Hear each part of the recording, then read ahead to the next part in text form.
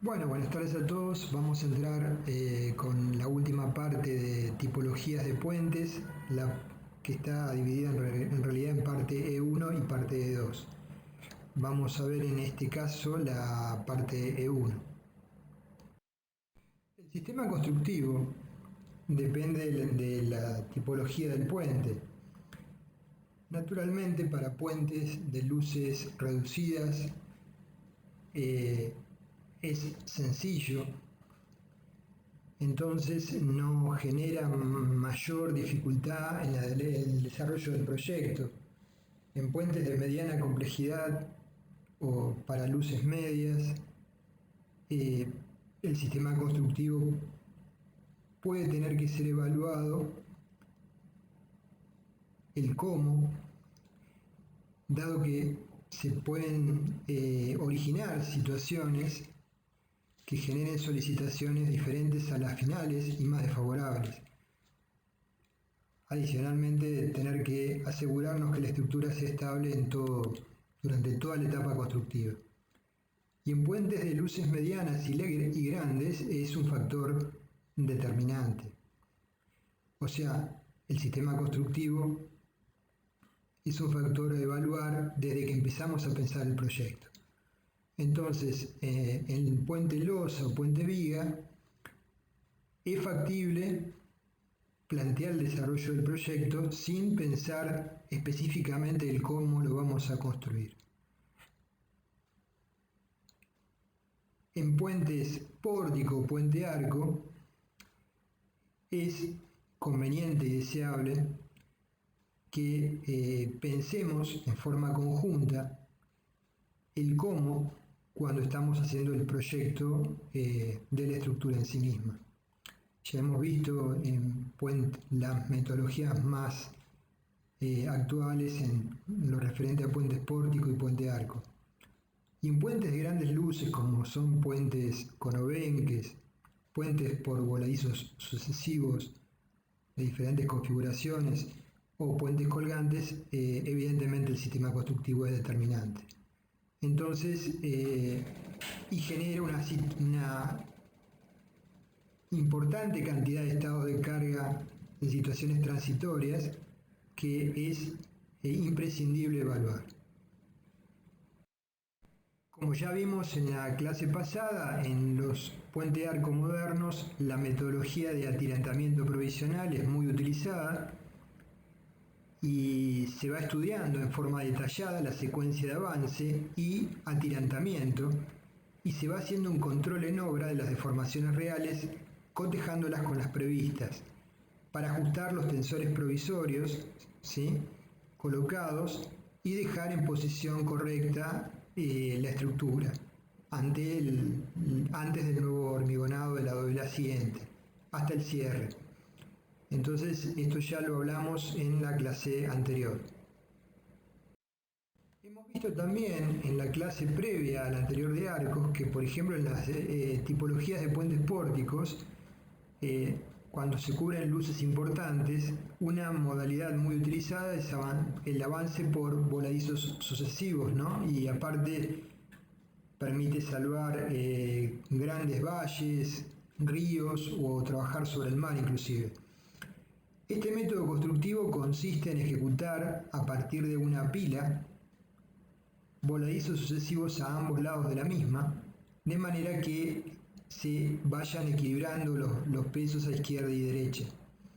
Este sistema de construcción se emplea básicamente o principalmente cuando las luces a salvar, como dijimos recién, son importantes, cuando los pilares son de gran altura, con lo que se compensa aumentar la luz de los vanos para reducir el número de pilares. Es decir, ¿por qué definimos esas grandes luces?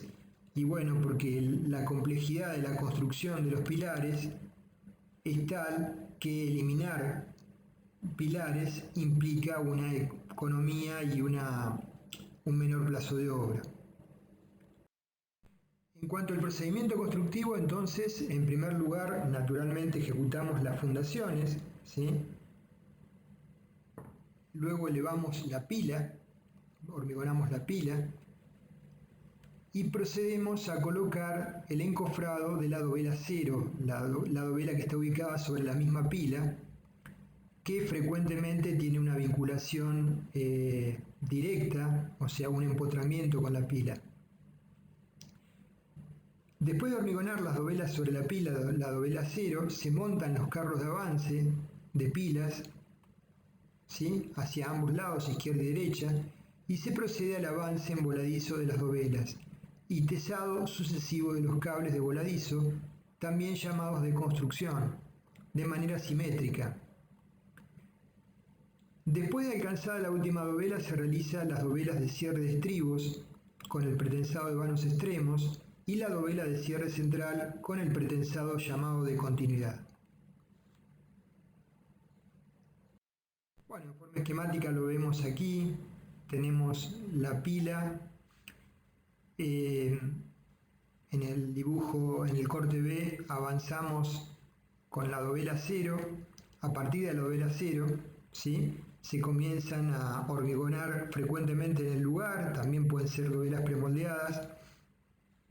En el caso de serlo, a veces se colocan resinas epoxi para mejorar la vinculación entre una dovela y otro, y se van tesando sucesivamente los cables para darle continuidad en esta instancia en que las dovelas están en voladizo respecto de la pila.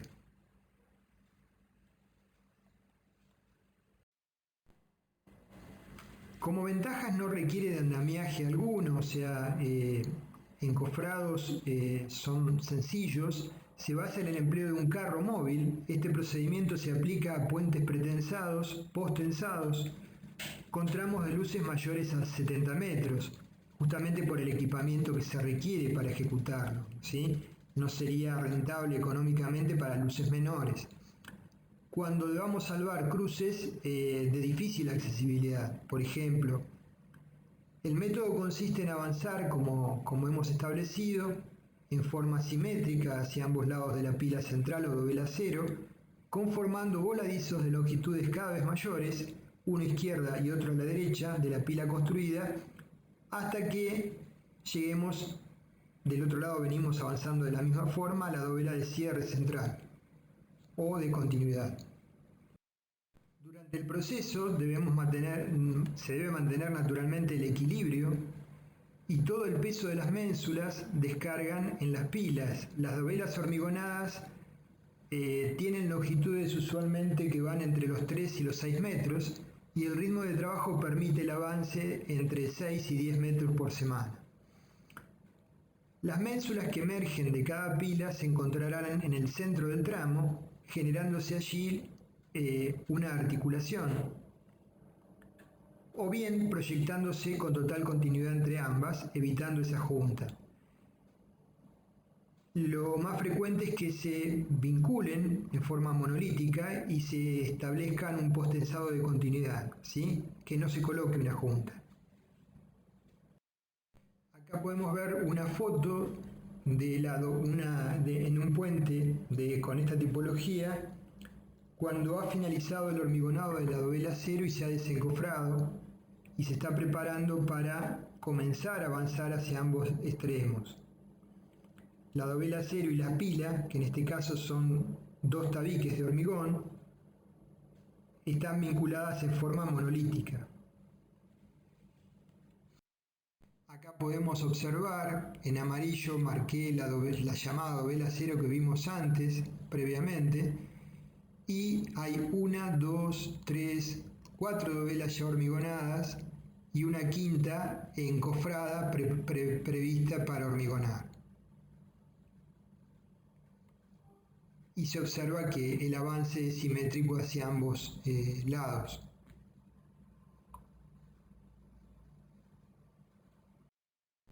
Como hemos dicho, en este tipo de estructuras de avance por dovelas, hay una planificación rigurosa de la ejecución de la estructura.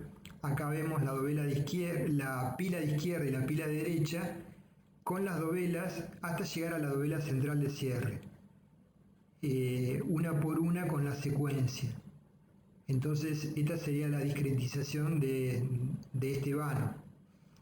Entonces, naturalmente hay una flecha esperable, una que se medirá y se controlará en obra y que deberás ir ajustándose de tal forma de llegar al centro del vano sin inconvenientes desde ambos lados.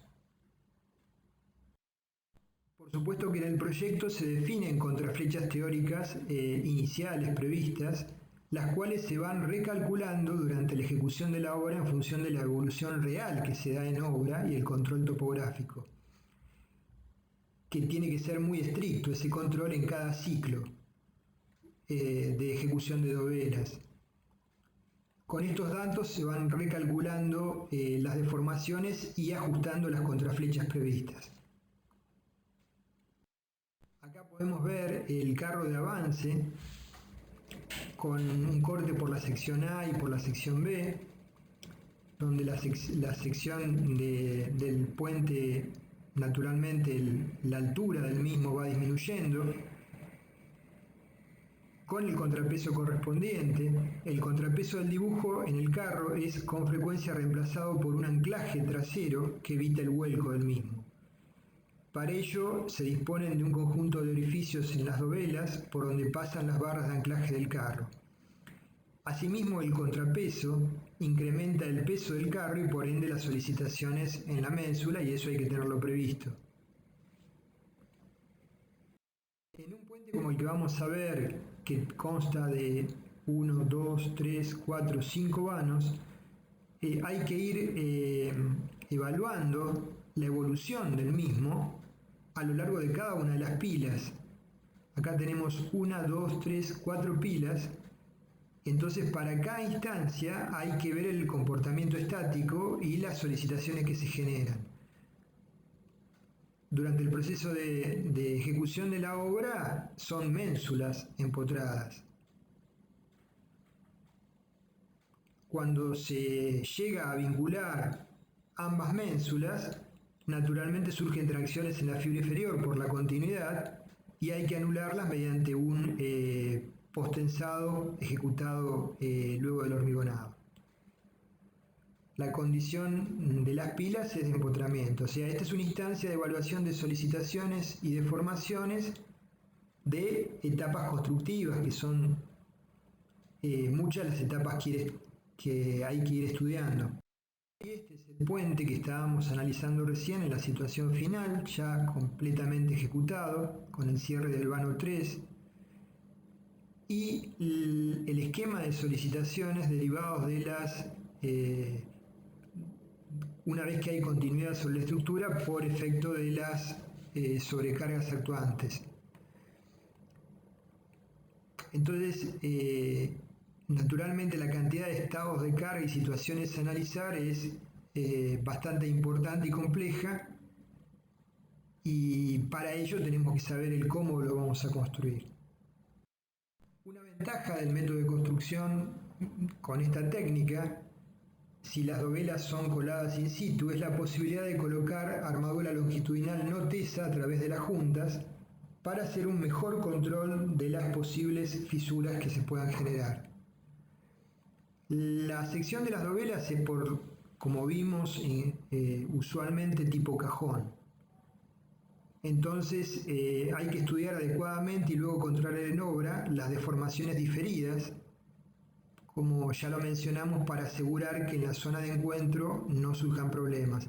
Acá estamos viendo el prearmado de una dovela que va a ser luego hormigonada en el lugar, y la finalización del control de armaduras, donde se observan varias vainas de postezado en las paredes laterales.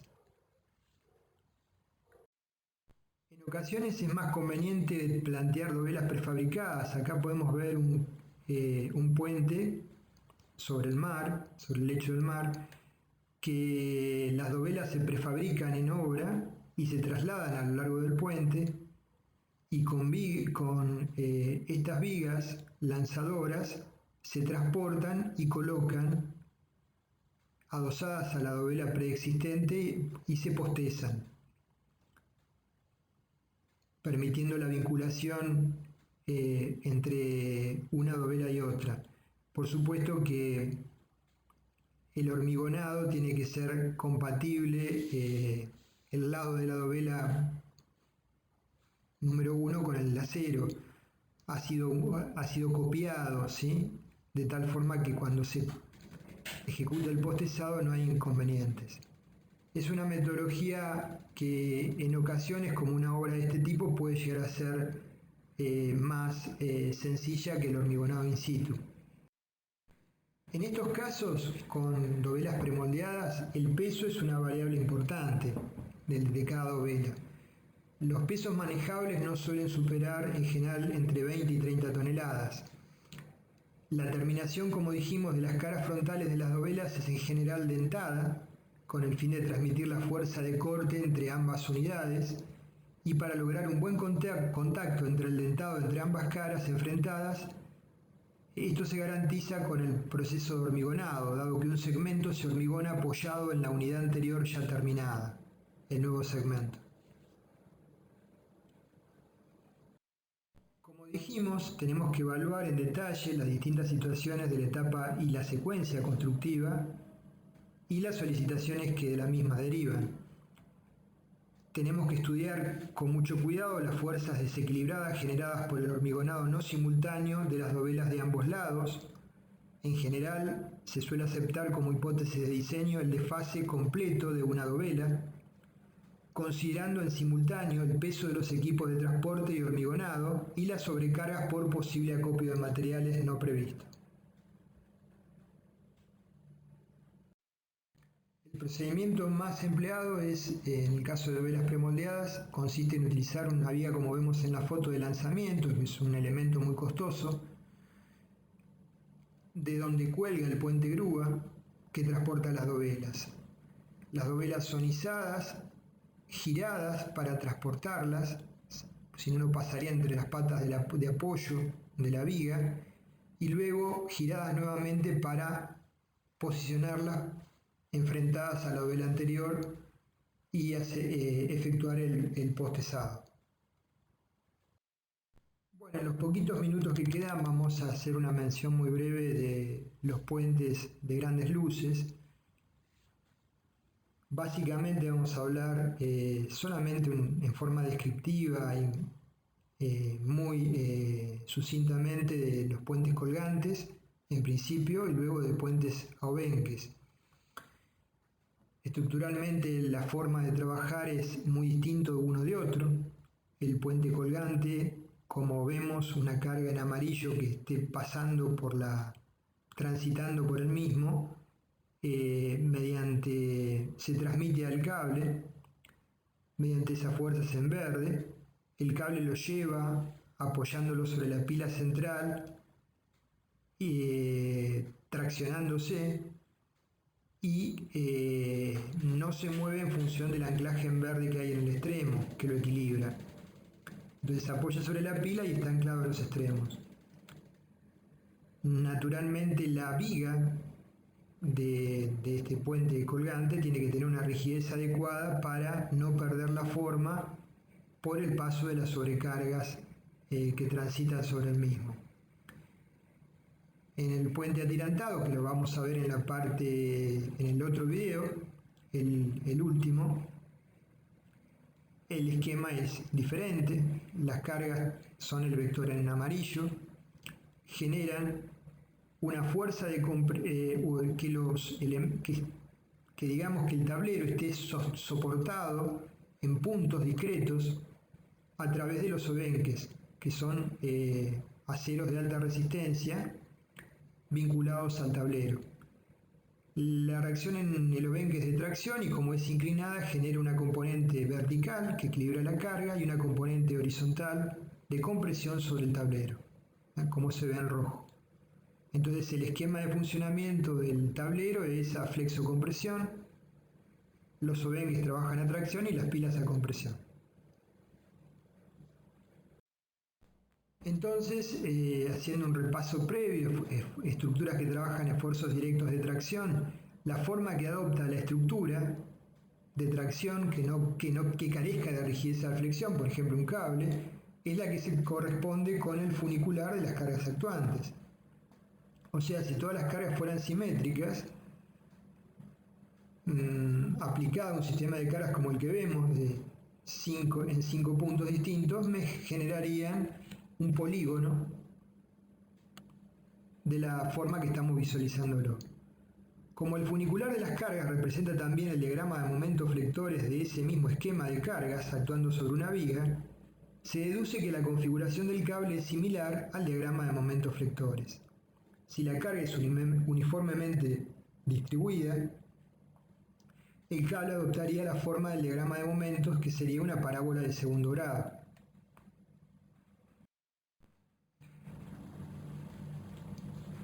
Entonces, para una carga uniforme tenemos la forma del cable, que sería una parábola. Para otros sistemas de carga, naturalmente la forma del cable que adoptaría sería en función de las cargas aplicadas. Por ejemplo, una carga concentrada que vaya transitando generaría la alteración de la forma del cable para lograr el equilibrio.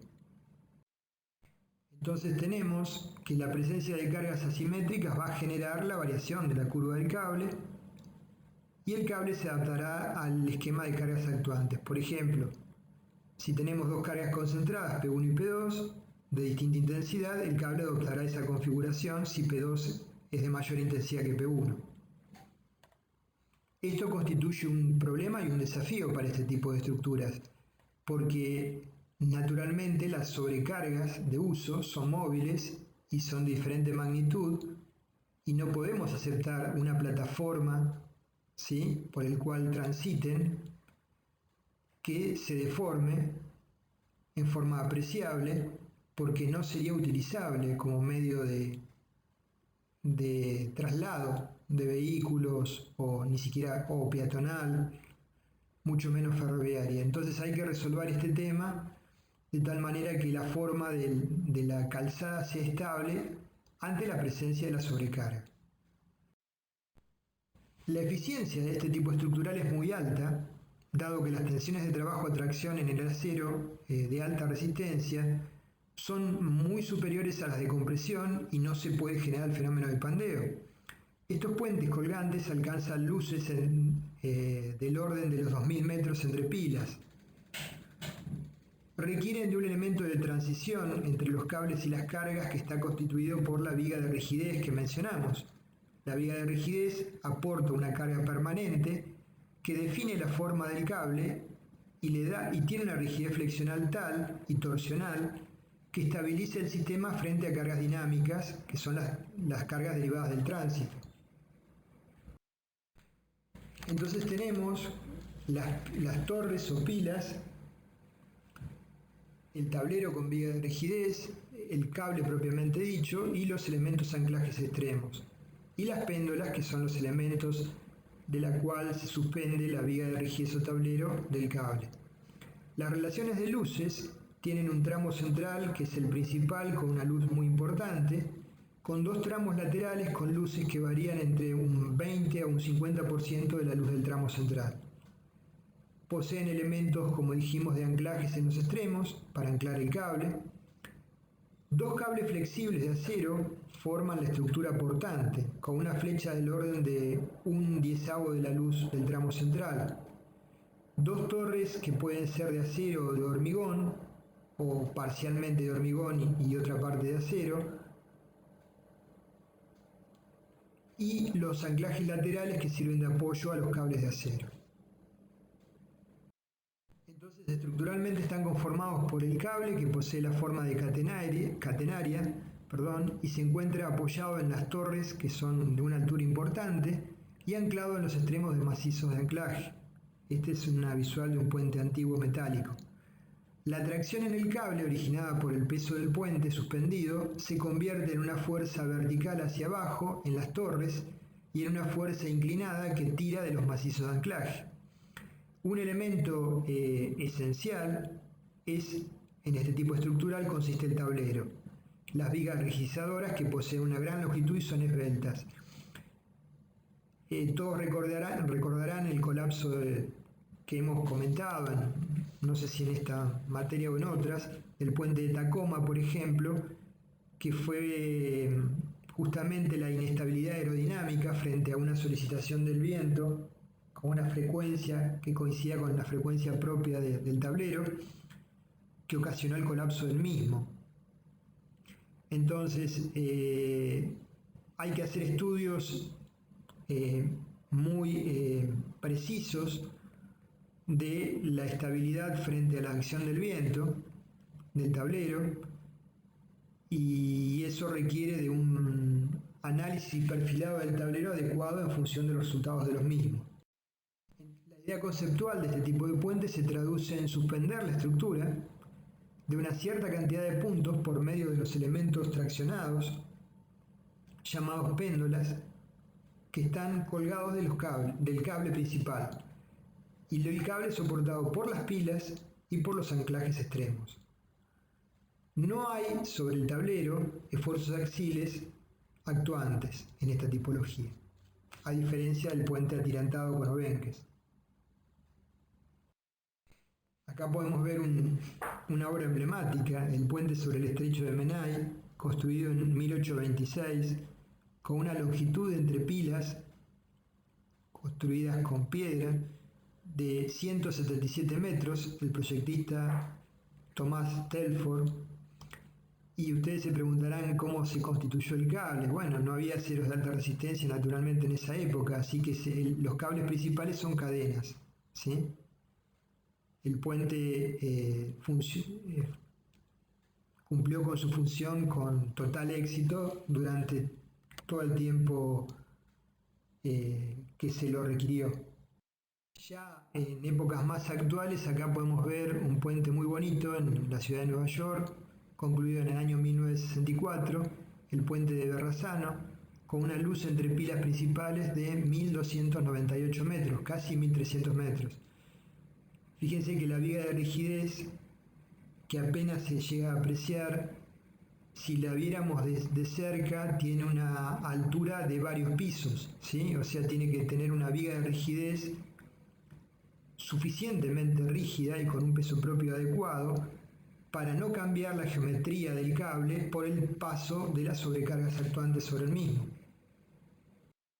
Acá vemos otra obra emblemática que es el Golden Gate en San Francisco, Estados Unidos, inaugurado en el año 1937, con un tramo central entre pilas de 1280 metros y las torres tienen 227 metros de altura, son metálicas.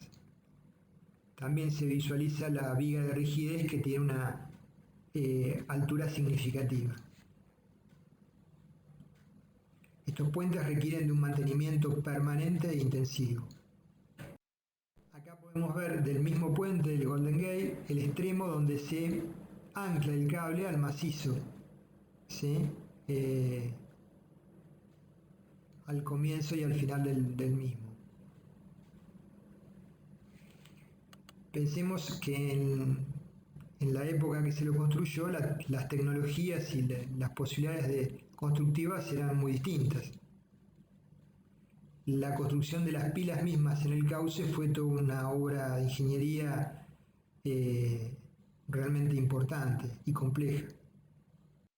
Bueno, para finalizar, como último ejemplo, vemos el puente entre San Francisco y Oakland, en Estados Unidos, construido en el año 1936, con una luz entre pilas de 704 metros.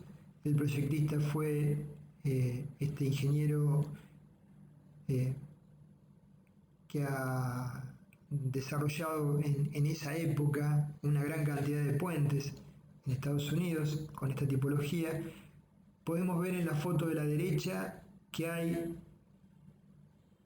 un total de 5 calzadas, ¿sí? O sea, tiene un ancho importante, y abajo la viga de rigidez, la altura que tiene entre cordones superiores e inferiores para permitirle ser estable frente a las sobrecargas actuantes y también la acción horizontal del viento. Bueno, gracias por su atención. Esta ha sido una clase más breve que solamente era descriptiva. Vamos a pasar a la parte E2, la parte final de tipologías, donde hablaremos de los puentes Jovenques. Y luego seguiremos viendo el tema de puentes, pero ya abocándonos al tema de las fundaciones, estribos y pilas, analizando sobre todo el tema pilas, los diferentes conceptos de diseño en función de la altura de las pilas más esbeltas o pilas de poca altura.